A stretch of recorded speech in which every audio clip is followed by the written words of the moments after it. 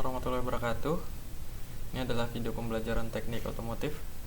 Pada kesempatan kali ini kita akan sama-sama belajar tentang kombi brake system. Materi ini masih membahas tentang sistem pengereman ya. Yang ini tentang perkembangan pengereman ya, kombi brake system.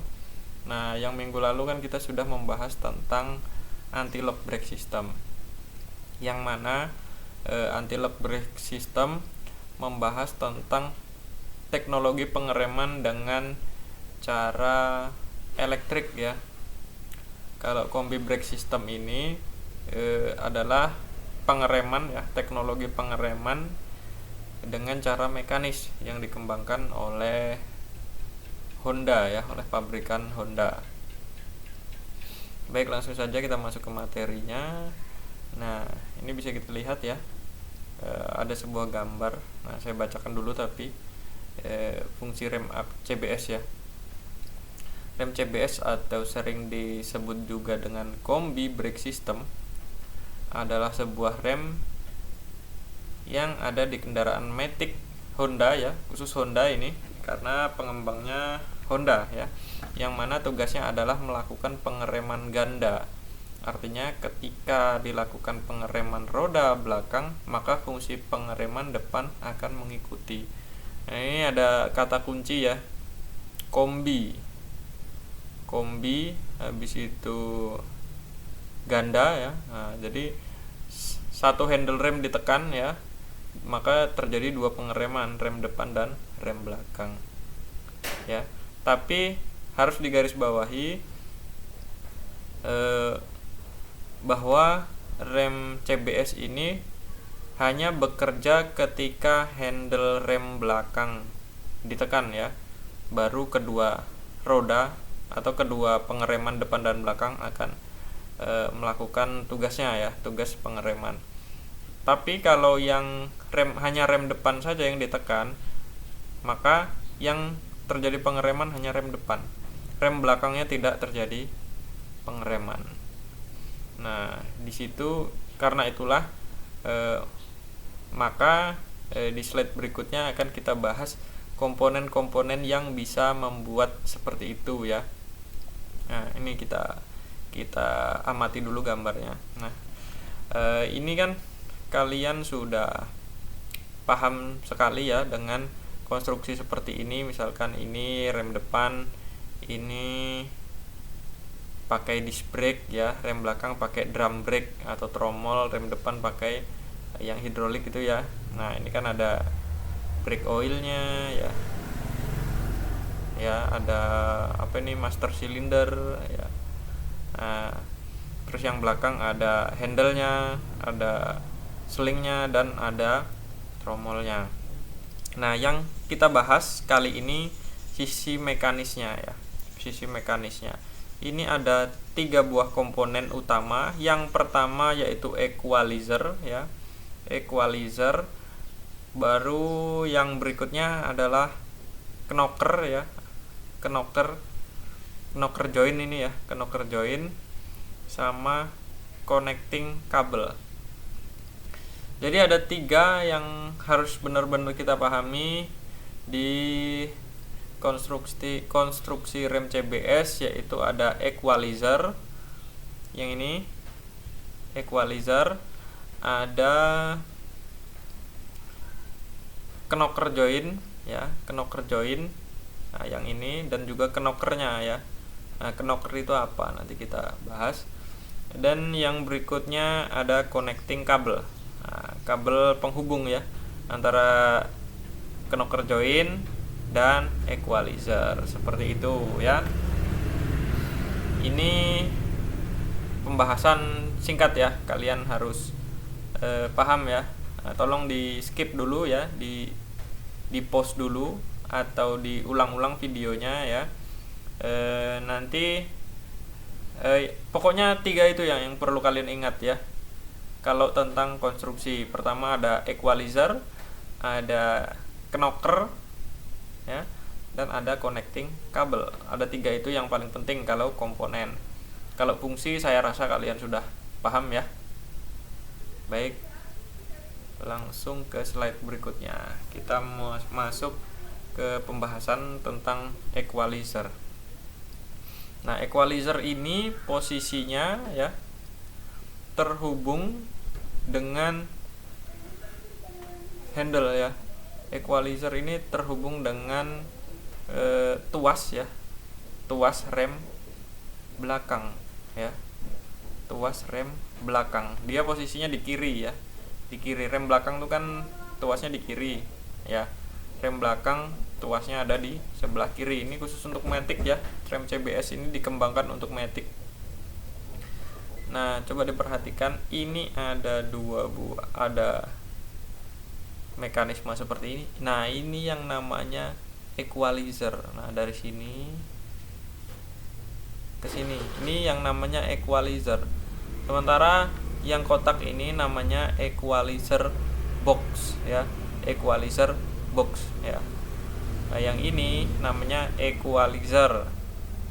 Nah, di equalizer ini ada terhubung dengan kabel ya, atau sling itu ya. Nah, ini kabel yang untuk menarik rem depan. Jadi ketika ini dilakukan penarikan, ini ada handle-nya ya, dilakukan penekanan di sini, kita tekan melakukan pengereman, ini rem belakang akan tertarik ya.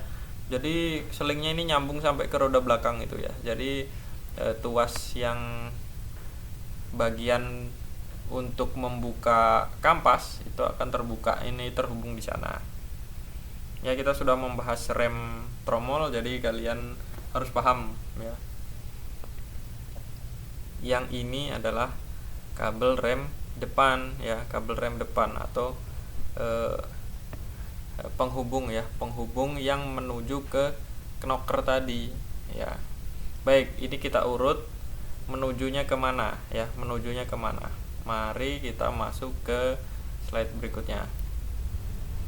Nah, yang tadi dia masuknya ke bagian sini ya, masuk ke bagian sini.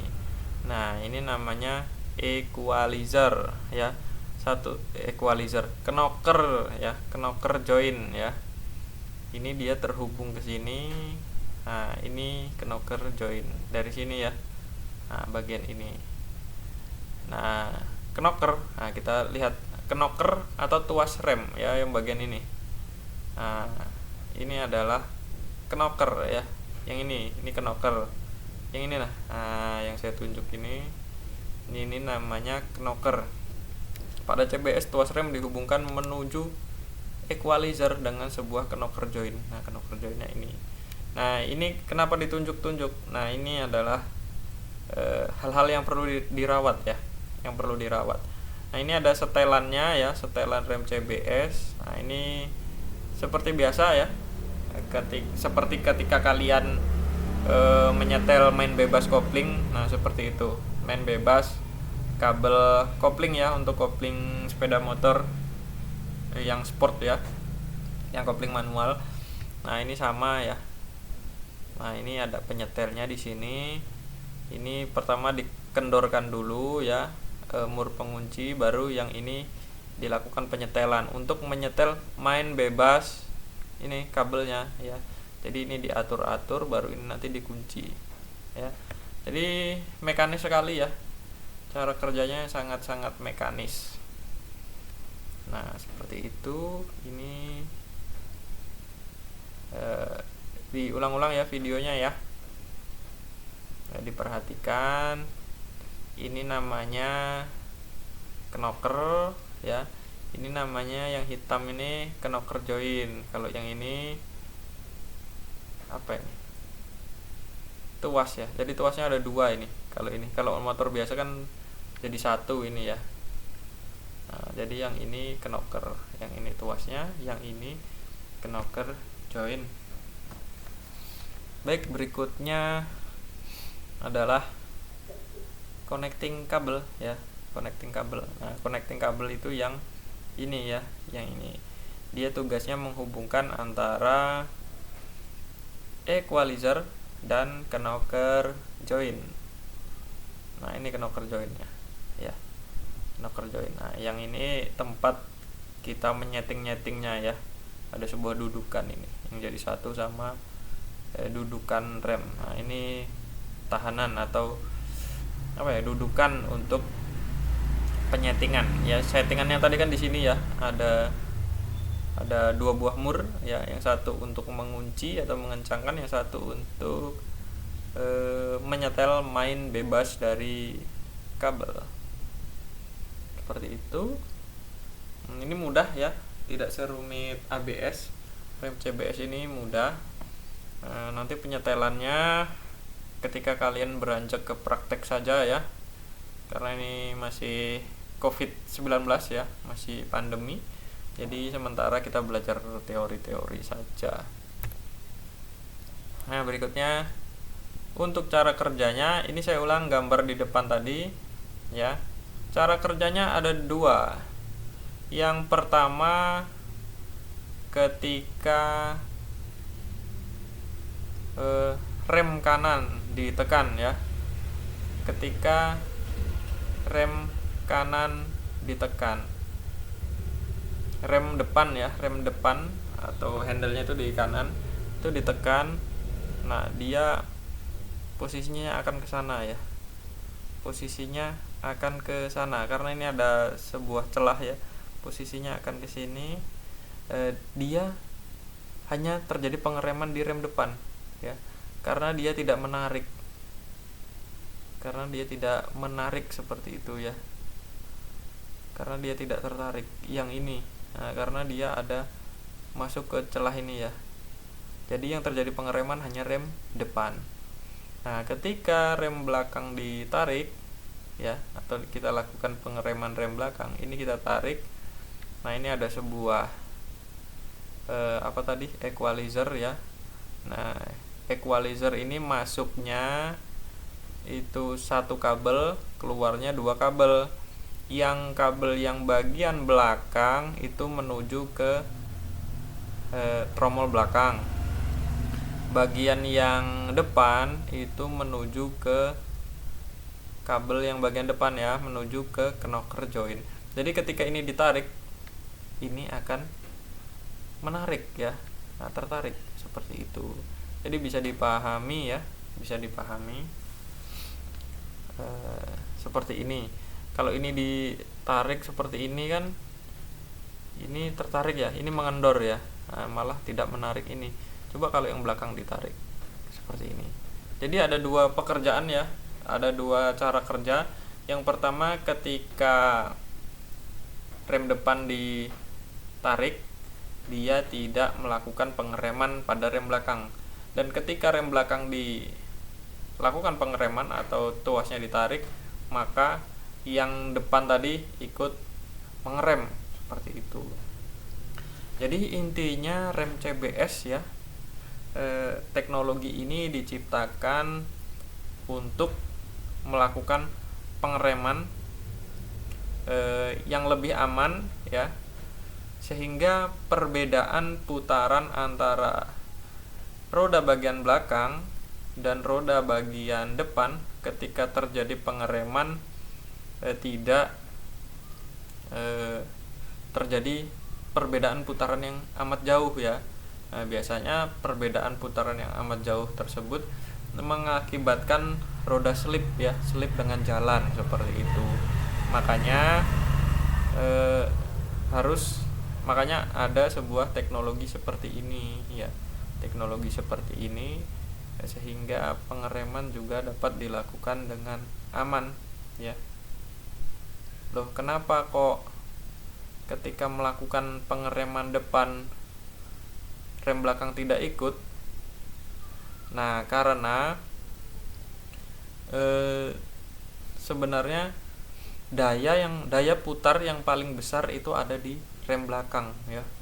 Seperti kita tahu ya, rem belakang itu terhubung langsung dengan final drive ya, atau yang terhubung dengan mesin baru ke mekanisme CVT seperti itu. Jadi yang diputar langsung. Kalau roda depan kan dia mutarnya karena terdorong oleh gerak dari motor tersebut. Seperti itu ya, kenapa dirancang seperti itu CBS ya. Jadi itu alasan kenapa rem depan ketika ditekan, rem belakang tidak ngikut ngerem, seperti itu. Baik, dipahami ya, diulang-ulang videonya. Ini cukup simpel ya, jadi tidak ada alasan untuk kalian tidak memahami, karena sekitar awal Oktober kita sudah melakukan UTS ya, nanti kalian pelajari semuanya tentang materi-materi rem ini ya, dari awal sampai akhir ya. Nanti setelah kita mempelajari rem, kita membahas tentang velg ya dan ban. Baik, sekian dan terima kasih. Semoga pembelajaran hari ini bermanfaat. Assalamualaikum warahmatullahi wabarakatuh.